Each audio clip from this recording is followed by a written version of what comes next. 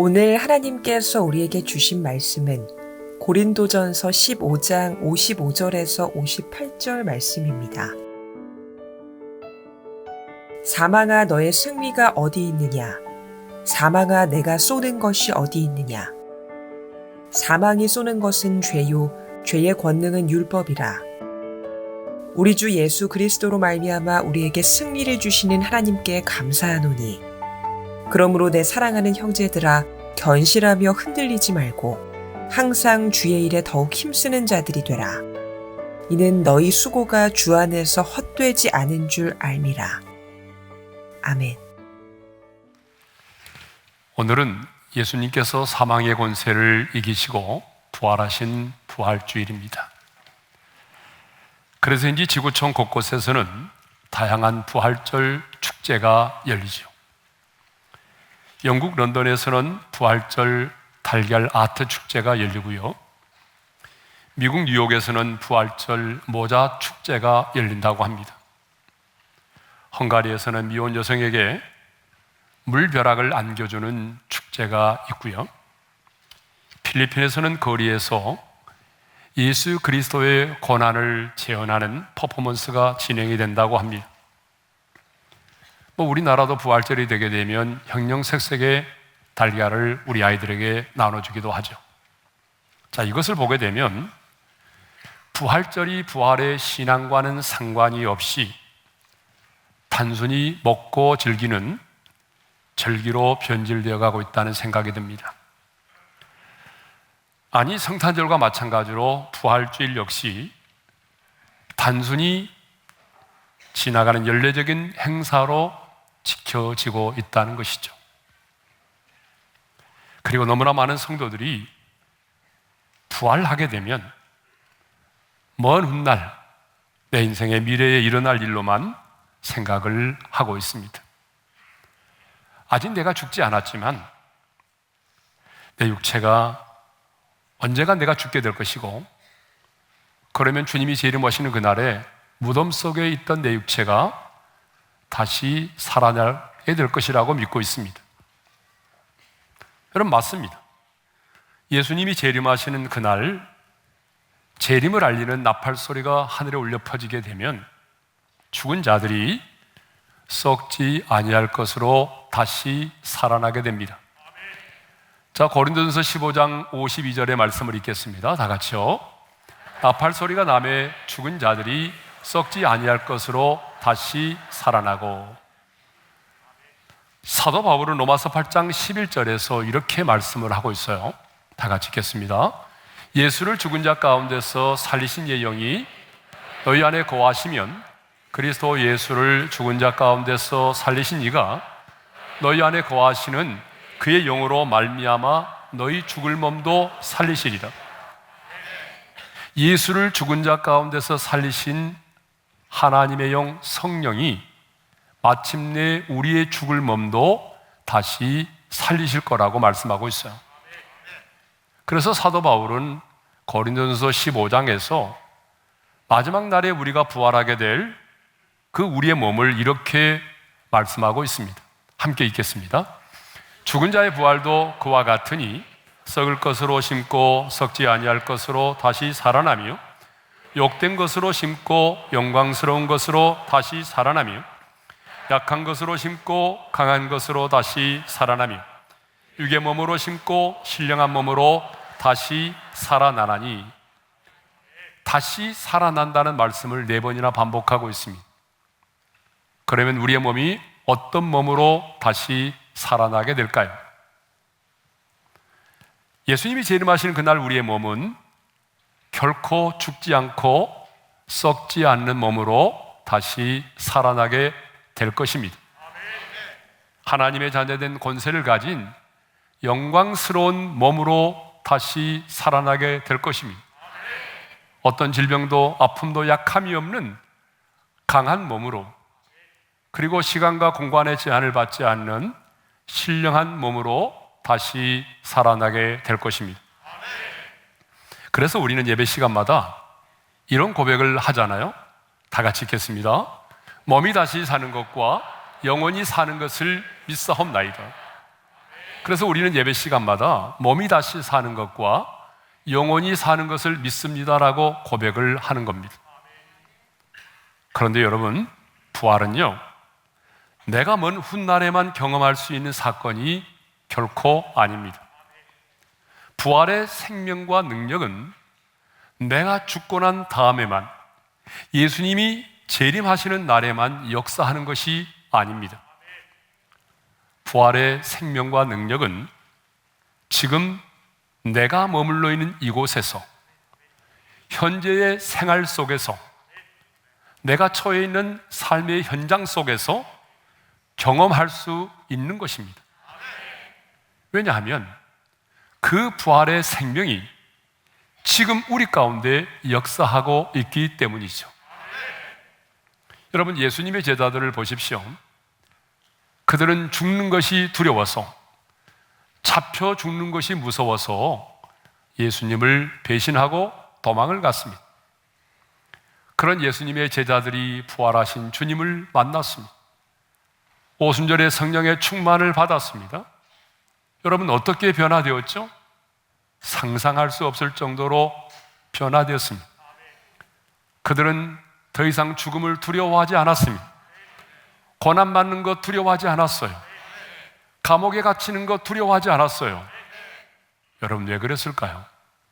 그들 안에 부활의 생명이 역사하고 있었기 때문이죠. 그래서 초대교회 성도들의 설교의 핵심은 여러분, 다른 게 아니었어요. 예수님이 다시 살아나셨느니라. 그들은 복음을 전할 때마다 부활의 복음을 핵심으로 전했어요. 오순절에 성령의 충만을 받은 베드로도 이렇게 설교하지 않았습니까? 다 같이요. 너희가 법 없는 자들의 손을 빌려 못 박아 죽였으나 하나님께서 그를 사망의 고통에서 풀어 살리셨으니 이는 그가 사망에 매어 있을 수 없었습니다. 이렇게 예수님의 부활의 복음을 전하자 그날의 예수를 믿고 주께로 돌아와 세례를 받은 사람의 수가 3,000이나 더하였다라고 하는 것입니다. 사도행전 5장에 보게 되면요, 부활의 복음을 전하다가 공회 앞에 잡혀온 사도들이 채찍에 맞고 업신여김을 받는 것을 기뻐함으로 돌아갔다는 말씀이 있어요. 사도행전 5장 41절입니다. 함께 읽겠습니다. 그 이름을 위하여 능욕받는 일에 합당한 자로 여기심을 기뻐하면서 공의 앞을 떠나니라. 여러분, 이 세상에 누가 채찍에 맞는 것을 기뻐하겠습니까? 이 세상에 누가 능욕받고 핍박받고 고난받는 것을 기뻐하고 즐거워하겠습니까? 근데 부활의 신앙을 가졌던 초대교회 사도들은 예수의 이름 때문에 채찍에 맞고 고난을 받고 능욕받는 것을 기뻐했다는 거죠. 왜 그랬을까요? 그들 안에 부활의 생명이 역사하고 있었기 때문이죠. 사도 바울을 보십시오. 여러분, 우리 잘 아는 것처럼 사도 바울은 예수 믿는 사람들을 미워하고 그들을 잡아 감옥에 가두는 일을 전문으로 했던 사람이죠. 십자가의 원수로 행하였던 사람입니다. 그런 사울이라고 하는 청년이 부활의 주님을 만났습니다. 사울아, 사울아, 내가 어찌하여 나를 박해하느냐? 주여, 누구시니까? 나는 내가 박해하는 예수라. 여러분, 부활의 주님을 만나고 난 이후에 사울이라는 청년이 어떻게 변화되었습니까? 상상할 수 없을 정도로 변화됐어요. 그의 인생의 한 부분만 변화된 것이 아니었어요. 그의 인생의 가치관과 그의 인생의 세계관이 바뀌었어요. 자신의 인생의 가장 귀한 것으로 여겼던 것들을 배설물로 여기고 결혼도 하지 않고 평생 사는 날 동안 부활의 복음을 전하는 부활의 증인으로서의 삶을 살았던 것입니다. 사랑하는 성도 여러분, 그 무엇이 이렇게 고난 앞에서도 기뻐하는 자들이 되게 하였을까요? 여러분, 그 무엇이 죽음 앞에 겁을 내고 두려워 떨던 자들로 하여금 죽음 앞에 두려워하지 않고 순교할 수 있는 담대함을 갖게 만들었을까요? 바로 부활의 신앙입니다. 그들 안에서 부활의 생명이 역사하고 있었기 때문이죠.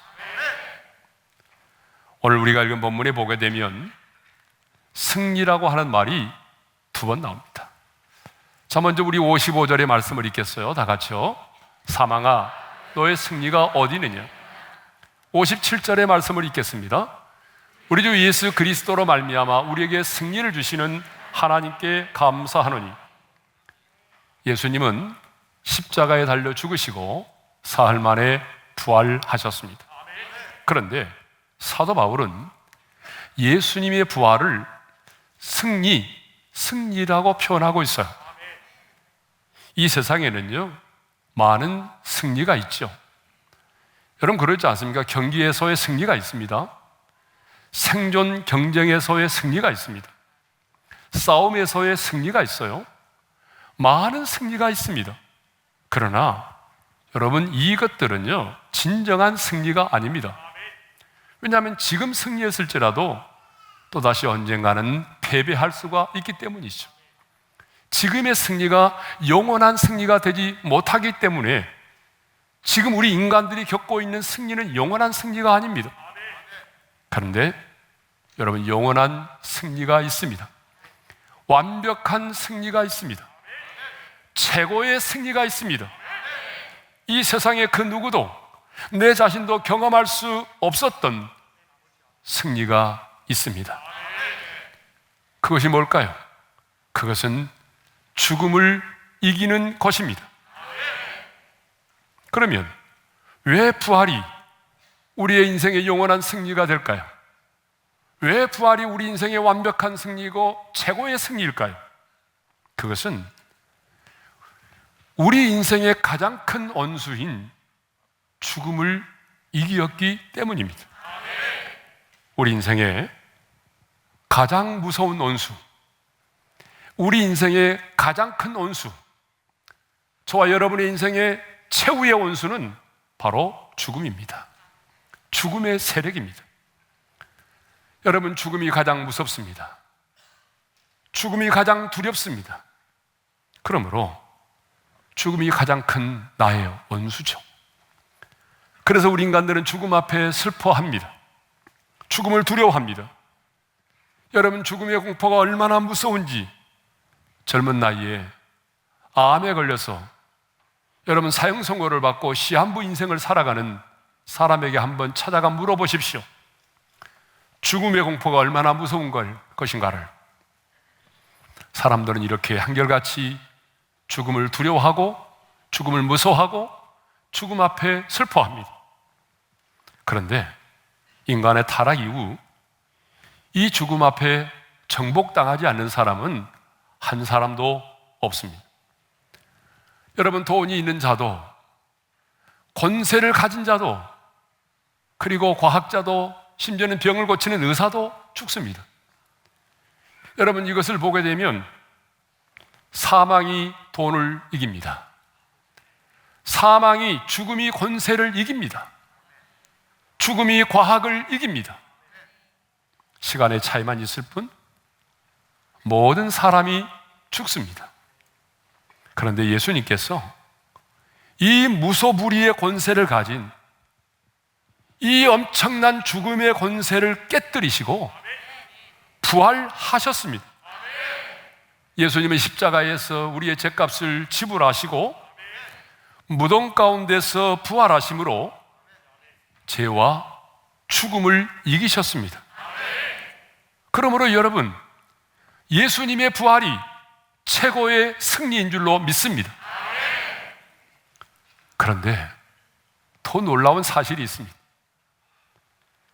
더 놀라운 사실은 하나님께서 예수 그리스도의 그 승리를, 예수 그리스도의 그 이김을 저와 여러분에게 주셨다는 사실입니다.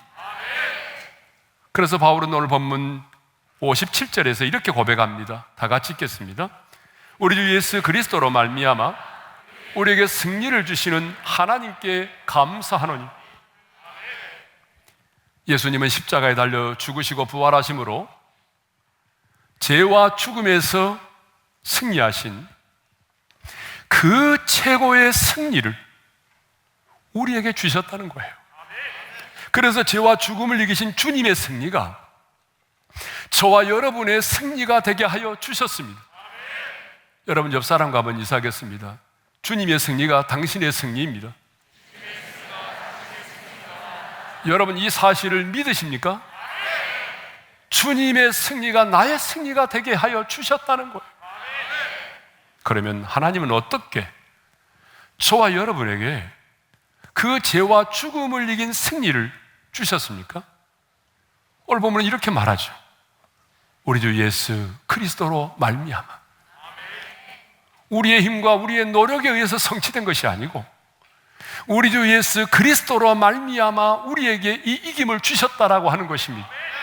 그러면 예수 그리스도로 말미암아 우리에게 이 승리를 주셨다라고 하는 것은 구체적으로 무엇을 의미할까요? 그것은 예수 그리스도의 그 부활의 생명으로 죽었던 저와 여러분의 영혼을 하나님이 살리신 것을 말하죠. 여러분 요한일서 5장 11절 12절의 말씀을 읽겠습니다. 다 같이요.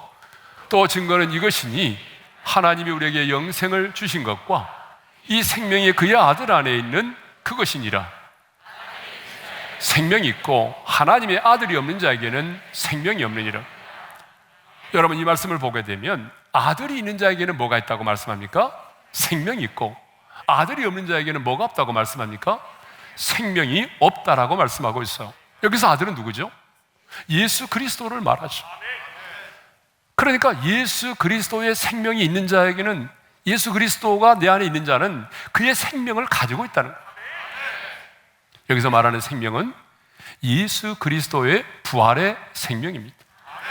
여러분 예수님은 말씀하셨습니다.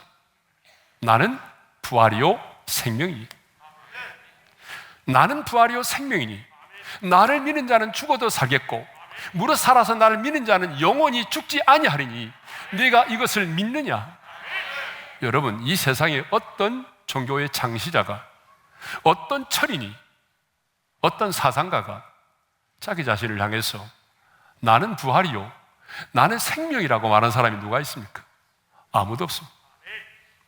예수님만이 나는 부활이요 나는 생명이라고 말씀하신 것입니다. 그러면 오늘 우리 안에 아들의 생명이 있다고 했는데 우리 안에 있는 그 예수님의 생명은 어떤 생명일까요? 제가 이 말씀은 너무나 많이 전했기 때문에 익히 알고 계실 거예요.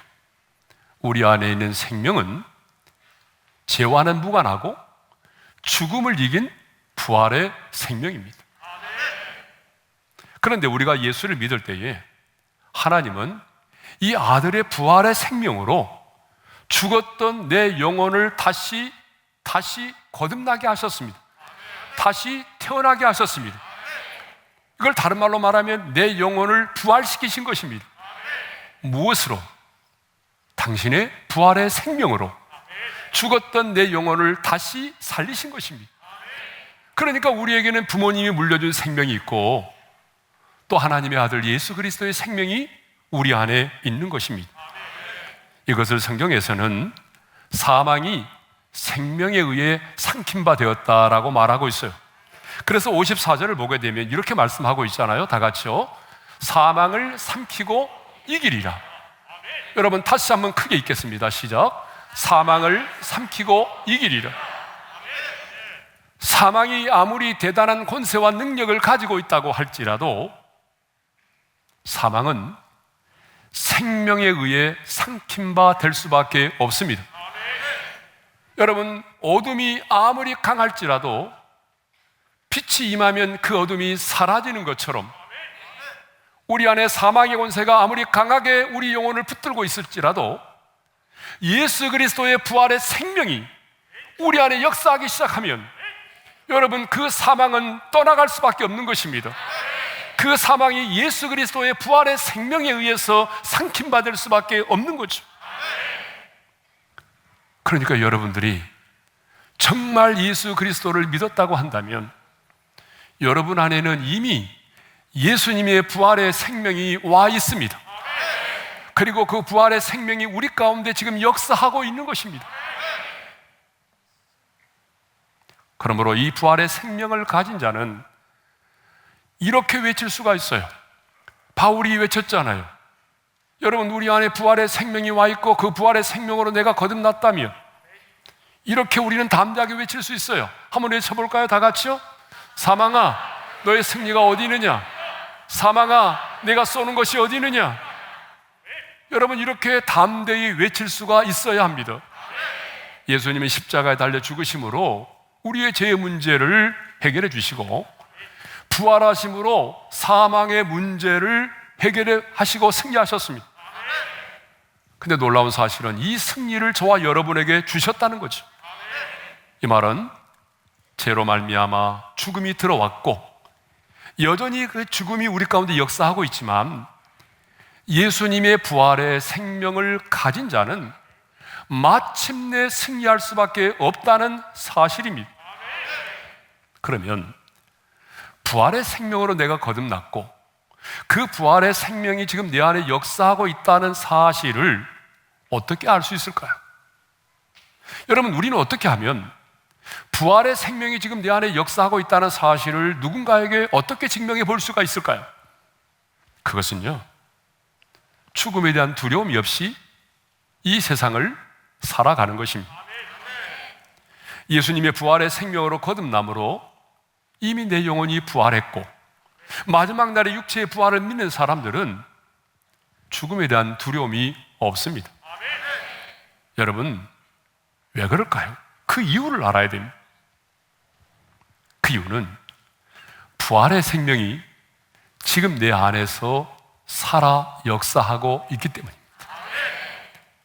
부활의 생명이 지금 내 안에서 살아 역사하고 있기 때문에, 그 부활의 생명이 역사하고 있는 사람은 내 인생의 마지막에 죽음을 맞이할 때도 섭섭함은 있지만, 여러분, 그 죽음의 공포와 두려움에 떨지는 않습니다. 하지만 우리들 주변에 보게 되면 아직도 죄와 죽음의 법 아래 매여 있는 사람들은요, 죽음의 힘이 그 안에서 강력하게 역사하고 있기 때문에 얼마나 죽음 앞에 겁을 내고 죽음의 공포와 두려움 가운데 떨고 있는지 모릅니다.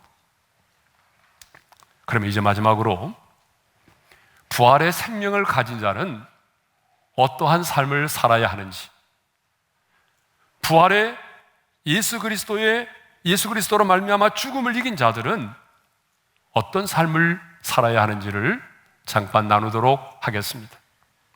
첫째로, 감사하며 살아야 합니다. 자, 우리 57절의 말씀을 한번 읽어볼까요? 다 같이요. 우리 주 예수 그리스도로 말미암아 우리에게 승리를 주시는 하나님께 감사하노니. 부활의 생명을 가진 자는요, 감사하며 살아야 합니다. 왜냐하면 내 인생의 가장 큰 원수, 내 힘으로는 결코 물리칠 수 없는 이 죽음의 세력을 이기고 승리하였기 때문입니다. 여러분의 인생에 많은 문제가 있지만, 여러분의 가정에, 여러분의 인생에 가장 큰 문제는 죽음의 문제입니다. 죽음보다 더 큰 문제는 없습니다. 그런데 우리는 예수 그리스도로 말미암아 이미 우리의 영혼이 부활을 했고, 예수님의 그 부활의 생명이 우리의 죽었던 영혼을 살렸고, 그리고 마지막 날에 우리 육체도 예수님이 재림하시는 그날에 우리의 죽을 몸도 성령께서 살려내실 것입니다. 그러므로 이 부활의 생명이 우리 안에 역사하고 있는 사람들은, 부활의 신앙을 가진 사람들은 감사하며 살아간다는 것입니다. 그렇기 때문에 인생이 힘들고 고난이 다가오면 내가 겪고 있는 고난, 지금 내가 처해 있는 그 상황과 환경만을 바라보지 말고 내가 겪고 있는 인생의 고난과 아픔과 하나님께서 예수 그리스도로 말미암아 내게 베풀어 주신 하나님의 은혜를 비교해 보시기를 바랍니다. 제가 수없이 비교하지 말라고 그랬죠? 정말 비교하면 안 되거든요. 그러나 우리가 딱 비교를 해야 될 게 하나 있어요. 그게 뭐냐면, 내가 이 땅을 살아가면서 내가 겪고 있는 인생의 고난과 하나님이 내게 베풀어 주신 그 은혜를 비교해 보라는 거예요.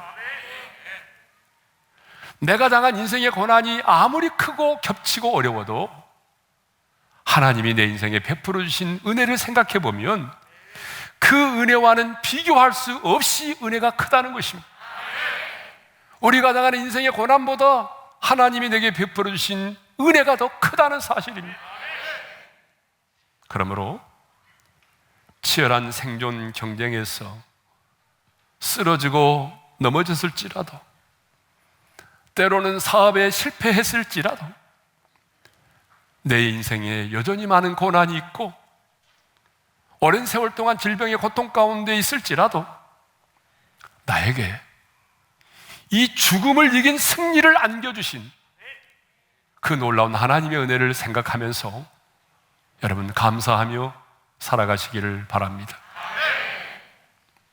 두 번째로는 견실하며 흔들리지 않는 삶을 살아야 합니다.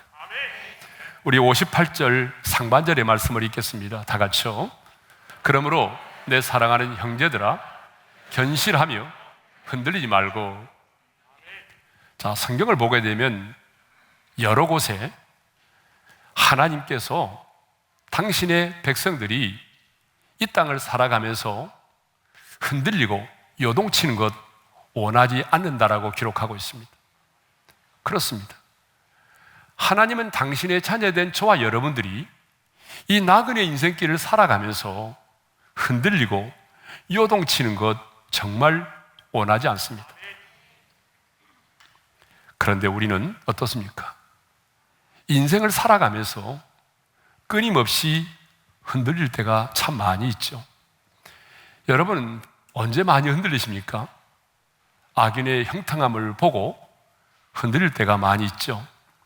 나는 하나님의 사람으로서 정말 믿음으로 살려고 몸부림치고 이 좁은 길을 걸어가는데 내 주변에 보게 되면 하나님이 어디 있느냐라고 큰소리치고 도리어 하나님을 대적하고 하나님과는 상관이 없이 살아가는 인생들은 너무나 잘 되고 너무나 잘 풀리고 그런 모습을 보면서 여러분 어떻습니까? 우리 마음이 흔들리고 때로는 내 믿음도 흔들릴 때가 많이 있죠. 또 어떤 사람들은요, 교회에 대한 비판적인 뉴스를 보게 되면 당연히 세상은 비판할 수밖에 없는데, 그런데 그 비판적인 뉴스를 듣고 나면 송두리째 믿음이 흔들려요. 또 어떤 사람들은요, 성도의 이중적인 모습을 보고 내가 믿고 신뢰했던 사람의 그 이중적인 모습, 그 성도의 이중적인 모습 때문에 자신의 신앙이 흔들리는 경우도 있어요. 또 젊은 사람들은요, 이성적 과학주의 때문에 그런 사상의 영향을 받아서 내가 지금 믿고 있었던 게 잘못된 거 아니야? 여러분, 인간의 이성을 근거로 한 과학주의에 의해서 그 영향을 받아가지고 자신의 신앙이 송두리째 흔들리는 사람들이 많이 있습니다. 하지만요, 여러분, 부활의 신앙을 가진 자는 특징이 하나 있어요. 흔들리지 않는다는 것입니다. 도덕적이고 윤리적인 신앙에 기초한 사람은 언제든지 다시 흔들릴 수 있습니다. 그러나 부활의 신앙에 기초한 사람은 흔들리지 않습니다. 왜냐하면 내 인생의 가장 크고 무서운 죽음을 정복한 자들이기 때문이죠. 독일의 본 헤퍼 목사는 세계 제2차 대전 중에 히틀러 암살 계획에 가담한 죄목으로 인해서 2년 동안 옥살이를 하다가 그 강제 수용소에서 처형이 됐습니다. 그런데 사형 직전에 이런 말을 남겼다고 합니다. 이것이 마지막입니다. 그러나 내게는 삶의 시작입니다. 죽음이 끝이 아니라 죽음 이후에 주님과 함께하는 새로운 삶이 시작된다는 것을 알고 있었기 때문에 보네퍼 목사님은 죽음 앞에서도 흔들리지 않을 수가 있었던 것입니다. 마지막 세 번째로, 부활의 신앙을 가진 자는요, 주의 일에 더욱 힘쓰는 자들이 된다는 것입니다.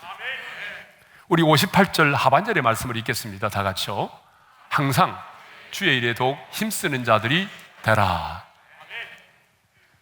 여러분, 지금 사도 바울은 고린도 교회 성도들에게 편지를 하고 있잖아요. 이 말씀을 보게 되면 고린도 교회 성도들은 그동안 주의 일에 힘을 써왔던 걸 알 수가 있어요. 그런데 고린도전서 15장은 부활에 관한 장이잖아요. 길게 부활이 무엇인지, 부활할 때 어떻게 우리가 부활하게 되는지 부활을 설명하고 난 다음에 사도 바울은 고린도 교회 성도들에게 권면합니다. 더욱 주의 일에 힘쓰는 자들이 되라는 거예요. 항상 주의 일에 더욱 힘쓰는 자들이 되라는 거예요. 이것을 보게 되면 부활의 신앙을 가진 자는 더욱 주의 일에 힘을 쓸 수밖에 없다는 거죠. 여러분, 왜 그럴까요? 부활의 신앙을 가진 자는 죽음이 끝이 아니라 새로운 시작임을 알잖아요. 죽음이 끝이라고 생각하는 사람은 주의 일에 힘을 쓸 이유가 하나도 없어요.